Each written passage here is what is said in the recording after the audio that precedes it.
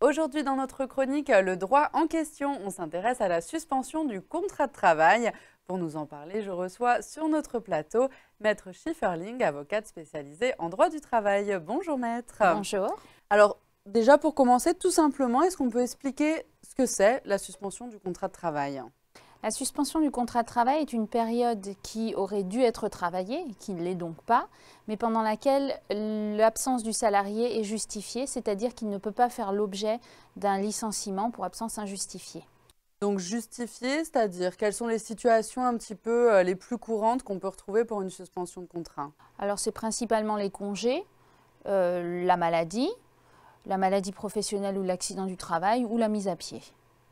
Donc mise à pied, oui, voilà. Donc Disciplinaire ou ça peut être conservatoire. voulu ou pas voulu, plus ou moins. C'est ça. Maladie, on ne l'a pas fait exprès. Mise à pied, en général, il y a une cause.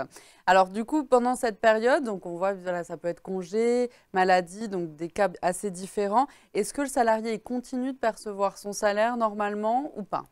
Ça dépend en fait si c'est un peu voulu ou si ce n'est pas voulu. C'est pas la même répartition, mais ça dépend un peu de ça. Alors, il y a des périodes qui sont indemnisées. Alors, et il y en a qui ne sont pas indemnisées. Alors, les périodes qui ne sont pas indemnisées, c'est tous les cas dans lesquels le salarié est sanctionné. C'est-à-dire, soit c'est une sanction, une mise à pied conservatoire, c'est-à-dire une mise à pied dans l'attente d'une sanction disciplinaire. Donc, il ne retourne pas au travail parce qu'on est en train de voir ce qu'on va lui infliger comme sanction, ou une mise à pied disciplinaire, c'est-à-dire qu'il a commis une faute et qu'on le suspend pendant 2-3 jours et donc ces jours-là ne sont pas payés. Après, il y a aussi certains congés qui ne sont pas indemnisés, comme le congé pour reprise d'entreprise ou pour création d'entreprise. Donc, vous partez de votre société en accord avec votre employeur et vous allez créer une autre société. Donc, vous pouvez prendre un congé et pendant cette période-là, eh bien, vous n'êtes pas rémunéré par votre employeur, ce qui semble un peu logique. Et il y a aussi le congé sabbatique. En congé sabbatique, il y a des conditions d'ancienneté, des conditions d'activité. C'est quand vous voulez quand vous avez un projet personnel, donc là encore c'est avec l'accord de l'employeur et c'est un congé pendant 6 à 11 mois et là encore vous n'êtes pas payé pendant ce congé-là. Il faut avoir fait ces petites économies Et avant. il faut savoir ce qu'on veut faire et avoir un projet. Donc là, c'est pour les pas indemnisés. Après, les suspensions indemnisées. Alors les suspensions indemnisées, la première et la plus courante, ce sont les congés. Donc quand vous êtes en congé, vous avez droit à une indemnité compensatrice de congé payé. La deuxième, la plus importante, c'est la maladie. Alors en Alsace-Moselle, on a une règle un petit peu particulière qui dit que quand on est absent pendant un temps relativement sans importance, l'employeur est tenu au maintien de salaire. C'est un peu compliqué dans la mesure où on dit généralement que c'est quand on est absent 6 semaines. Mais 6 semaines, c'est le code de commerce local qui le prévoit, alors que le code civil local prévoit un temps relativement sans importance. Ça veut dire que si vous avez 6 mois d'ancienneté et que vous êtes absent 2 mois, on peut considérer que ce n'est pas relativement sans importance par rapport à votre ancienneté. Et dans ce cas-là, l'employeur n'est pas tenu de maintenir le salaire. A contrario, si vous avez 20 ans d'ancienneté et que vous êtes absent pendant 3 mois, on peut considérer que c'est un temps relativement sans importance, auquel cas l'employeur est tenu de maintenir le salaire ab initio. Ça veut dire que vous ne payez pas, de manière générale, on dit qu'on ne paye pas les 3 jours de carence, qu'il n'y a pas 3 jours de carence qui sont payés par l'employeur, mais en clair, ça veut dire que l'employeur doit maintenir le salaire, c'est-à-dire vous payez la différence entre votre salaire normal et ce que vous allez être payé au titre des indemnités journalières. Donc ça veut dire qu'on peut percevoir moins si on est trop longtemps en arrêt maladie, ça peut diminuer. On peut percevoir moins. Généralement, on ne perçoit plus que les indemnités journalières. Après, il y a des conventions collectives qui prévoient un maintien de salaire à 100% pendant une période, ensuite 50%. Il faut toujours vérifier sa convention collective, voir ce qui est le plus avantageux pour la durée de l'absence, si c'est la convention collective ou le code du travail, parce que le droit local a été codifié dans le code du travail général.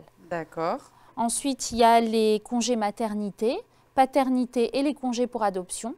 Donc ça, c'est relativement récent, mais le salarié a le droit de prendre congé et donc payer pendant cette période-là. Il y a les stages de reclassement professionnel. Quand vous êtes déclaré inapte et que l'employeur veut vous reclasser à un poste que vous ne maîtrisez pas, il peut vous demander de faire un stage pour vous reconvertir. Et dans ce cas-là, vous êtes payé pendant ce stage. Et ensuite, il y a deux cas un peu particuliers. Il y a le congé parental d'éducation. Alors, vous êtes indemnisé, mais pas par l'employeur. Vous êtes indemnisé par la caisse d'allocation familiale. Et quand l'employeur a des difficultés économiques et qu'il est obligé de recourir au chômage partiel, là, vous êtes indemnisé. Bon, il y a une certaine procédure à suivre, mais vous êtes indemnisé par le Pôle emploi. Donc, vous êtes indemnisé, mais pas forcément par l'employeur. Très bien. Et alors, du coup, pendant toute cette période de suspension, est-ce que le salarié il conserve quand même les droits et les avantages qu'il avait au sein de son entreprise? Alors, il reste toujours salarié. Ça veut dire que il a certains droits, mais l'employeur peut en réduire, peut réduire certains avantages. Parfois, la convention collective prévoit que lorsqu'on est en arrêt maladie pour une période très importante, eh bien, on n'a plus, l'ancienneté est suspendue. Quand vous êtes en maladie, pas en accident du travail ou en maladie professionnelle, mais en maladie simple, vous n'acquérez pas de nouveaux congés.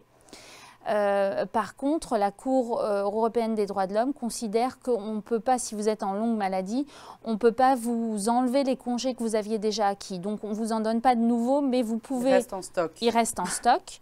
Mais la suspension du contrat de travail n'interdit pas au salarié de démissionner. Il reste salarié, s'il veut partir, il peut partir. Et ça n'empêche pas non plus l'employeur de le licencier. Alors, l'employeur n'a jamais le droit de licencier le salarié parce qu'il est en arrêt. Mais il a le droit de le licencier pour motif économique, s'il y a des raisons économiques au licenciement, ou si la société est mise en liquidation, eh bien le liquidateur peut licencier le salarié même s'il est en arrêt maladie. Et l'employeur peut aussi le licencier pour faute grave, mais pas une faute bien évidemment du fait d'avoir été en arrêt ou postérieur à son arrêt, vu qu'il n'était plus présent dans l'entreprise, mais des faits antérieurs à son arrêt. Il y a un abus un peu peut-être des arrêts maladie, etc., qui durent. Est-ce que là, à ce moment-là, l'employeur peut à un moment dire bon, bah, cette personne, ça fait 1 an qu'elle me met arrêt maladie sur arrêt maladie, je la licencie?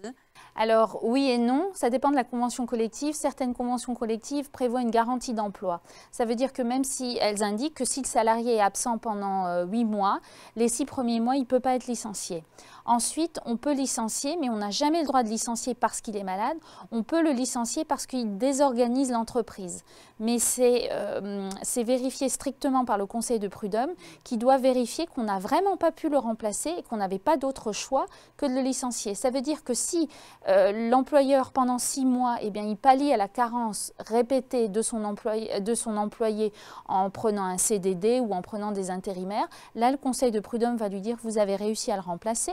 Pendant 6 mois, donc vous auriez pu continuer, donc ça ne vous a pas désorganisé. Même si l'employeur vient dire oui, mais ça m'a coûté plus cher parce que j'ai dû embaucher d'autres personnes, il a fallu le remplacer au pied levé, etc. Là, pour l'instant, la jurisprudence dit que si l'employeur peut le remplacer, ben, c'est que c'était pas indispensable et donc il n'y a pas eu désorganisation de l'entreprise. À son retour, l'employeur, est-ce qu'il est forcé de reprendre l'employé au même poste, même salaire? Alors, il est obligé de le reprendre à un poste équivalent et au salaire au moins équivalent à celui qu'il avait avant de partir.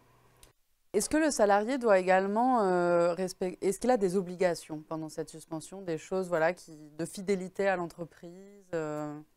Oui, il en a 2 principales. L'obligation de loyauté, c'est-à-dire qu'il ne doit pas dénigrer son employeur et il ne peut pas aller travailler ailleurs pendant une période de suspension. On ne peut pas être en arrêt maladie et aller travailler pour un concurrent ou même pour un autre qui n'est pas concurrent. Il faut toujours l'accord de l'employeur quand on veut travailler dans une autre entreprise. Il risquerait quoi dans ce cas-là? Il risquerait un licenciement pour méconnaissance de l'obligation de loyauté, sachant que l'obligation de loyauté se déroule pendant le contrat et à l'expiration du contrat, ça peut être une obligation de non-concurrence si elle est prévue dans le contrat. C'est la différence de terme, mais en gros, il n'a pas le droit de faire concurrence pendant son contrat et il doit être discret, c'est-à-dire s'il a eu connaissance d'un certain nombre de choses dans le cadre de son travail, il ne peut pas, pendant la période de suspension, révéler des choses à d'autres personnes.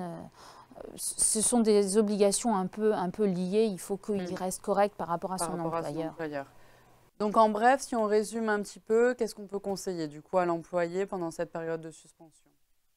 On peut lui conseiller d'être toujours honnête envers son employeur. Quand il est en arrêt maladie, d'envoyer les arrêts dans le délai de 48 heures qui est prévu par la loi.